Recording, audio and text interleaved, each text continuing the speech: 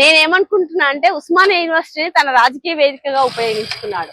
Political గా opposition ఉన్న వాళ్ళని ఏదో మాటలతోటి మాట్లాడాలని అనుకున్నాడు.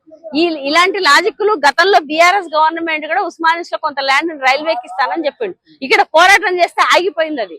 ఈయన ఏం చేశాడు, పోరాటాలు చేయడానికి స్వేచ్ఛ ఇస్తూనే ఏడుకొచ్చి తాను ఎక్కడి నుంచి వచ్చాను, ఏం చేసినా, ఎట్లా ఉన్నా నాకు అన్ని కడుపులో ఉన్నాయి, అన్ని గుర్తున్నాయి అని చెప్పిండు.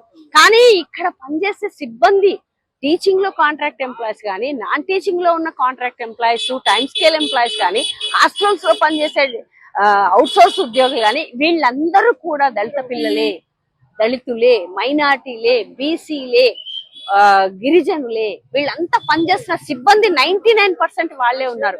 మరి అక్కడి నుంచి వచ్చిన వాడికి ఏ పేద గ్రామీణ ప్రాంతంలో పొట్ట చదువుకున్నా కూడా ఉద్యోగం దొరకని ఒక దుస్థితిలో నీవిచ్చే ఈ పనికిమాలిన జీతానికి కూడా పనిచేస్తున్నారు. నిజమే, నువ్వు అన్నట్టు ఉన్నత స్థాయిలో చదువుకుంటే చదువుకున్న వాడికి ఒక జాబ్ క్యాలెండర్ కూడా ప్రకటించలేదు కదా. ఇక్కడ విశ్వవిద్యాలయ విద్యార్థులు చదువుకొని చెట్లను ఊడవడానికి కాదు కదా, వాళ్ళు ఉద్యోగం చేసుకొని మంచి జీవితం ఉండాలనుకున్నారు. వాళ్ళకి నువ్వు ఎక్కడ ప్రొవైడ్ చేసావు, ఏం ప్రకటన చేసావు? అది శూన్యము అని చెప్పదలుచుకున్నావు. అందుకనే ఆయన ఉద్దేశంలో దేశం అంటే గోడలు, బిల్డింగ్లు, కన్స్ట్రక్షన్స్, కాంట్రాక్టర్లు, కమిషన్లు.